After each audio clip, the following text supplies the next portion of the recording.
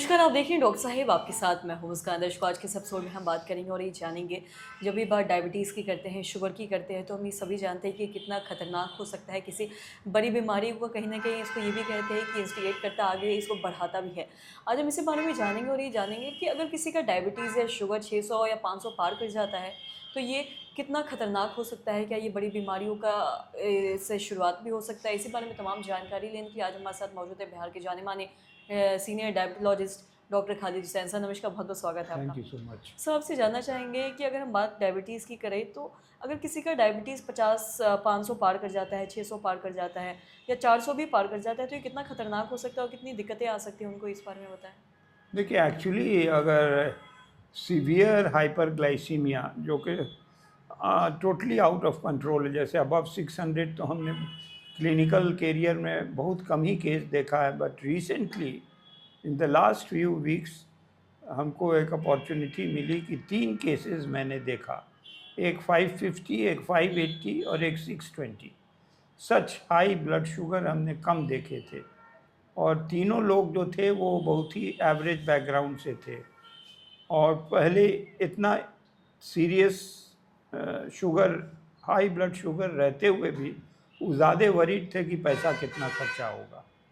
तो ये तो ड्यू टू हेल्थ इश्यूज़ का उनको इतना आइडियाज़ नहीं था, इसलिए they were more worried for money than for treatment initially. हम कहा कि देखो पैसा कहीं से लाओ, तो कॉरपोरेट हॉस्पिटल है ये, इसमें जो है कोई जो पैसा है वो तो लगेगा।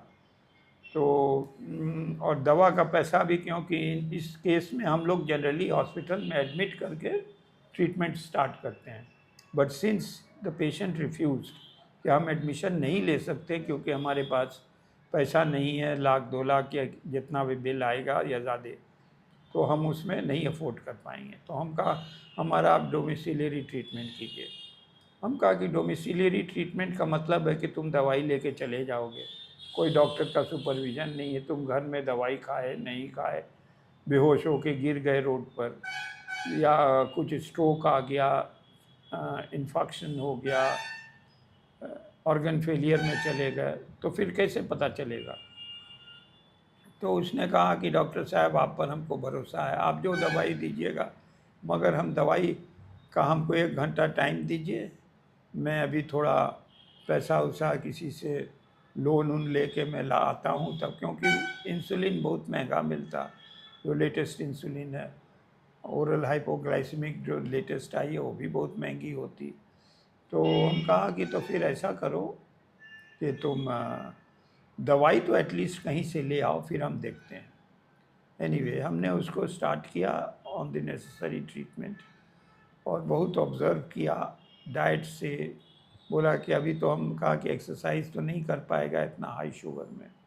हमने सारी ट्रीटमेंट दी, रेजिमेंट फॉलो करवाया और 1 हफ्ता हमको बहुत स्ट्रेन पड़ा उसको स्टेबलाइज करने में, बिकॉज़ वो किसी चीज़ में भी जा सकता था, एक्यूट इन्फेक्शन हो सकता था, CNS सेरेब्रोवैस्कुलर इवेंट हो सकता था, उसको एक्यूट ऑर्गन फेलियर में जा सकता था, उसको और भी कोई एक्यूट ब्लाइंडनेस हो सकता था।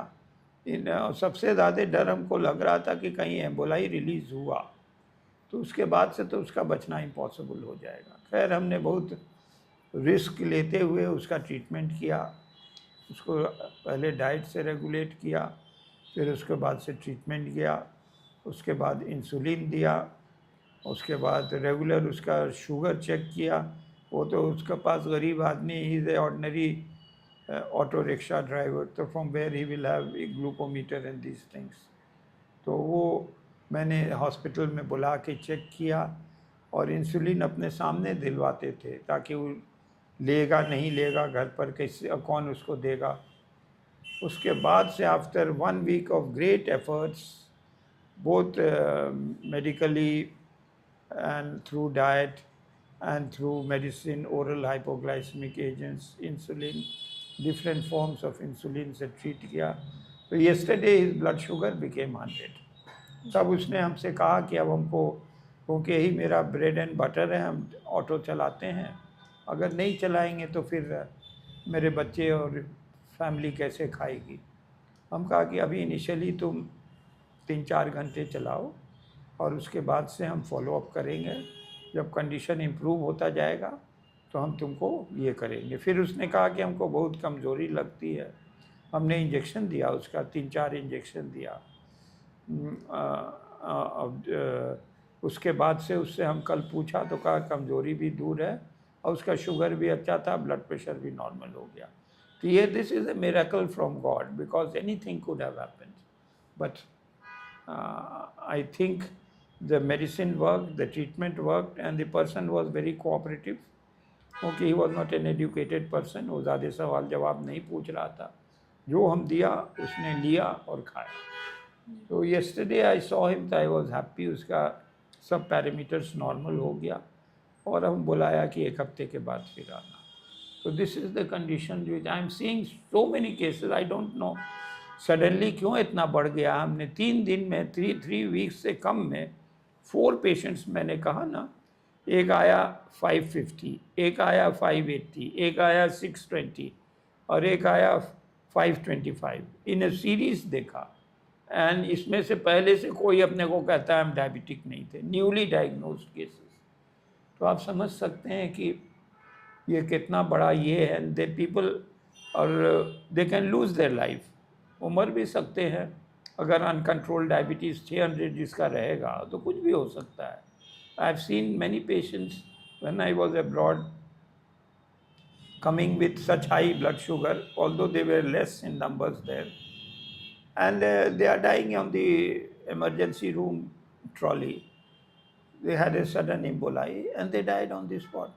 तो कुछ भी हो सकता है, but they don't think the seriousness of the problem. तो हमारी राय है कि पहले health education is also important. और डायबिटीज़ तो 3 pronged ट्रीटमेंट है, diet, exercise and then drugs and then insulin. तो इट डिपेंड्स, एंड पेशेंट का cooperation is very essential. They have to cooperate. If they don't take proper diet, कुछ लोग बोलते हैं कि हम केला बहुत खाते हैं, bananas. Banana is just like a toxin to many organs of the body, especially cardiac problems can arise, and potassium will become very high. Once potassium becomes very high, already kidney compromised रहती है diabetic patients में, और उसके बाद ये cardiac problems हो सकता है, कुछ भी हो सकता है, जनरली कार्डियक ही होता है। ओके, हार्ट ब्लॉक हो सकता, कुछ हो सकता, और वो बनाना खा रहा है, उसको मालूम नहीं। वो डेट्स खा रहा है, डेट्स में इतना हाई पोटेशियम कंटेंट है।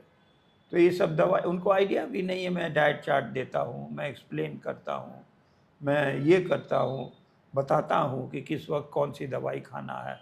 और मोस्ट ऑफ द केसेस हम देखा है कि सिम्बायोटिक रिलेशनशिप है हाइपोथायरॉयडिज्म एंड डायबिटीज़। इसलिए हम थायराइड प्रोफाइल सब डायबिटिक पेशेंट्स का कराते हैं। I have seen so many cases of this.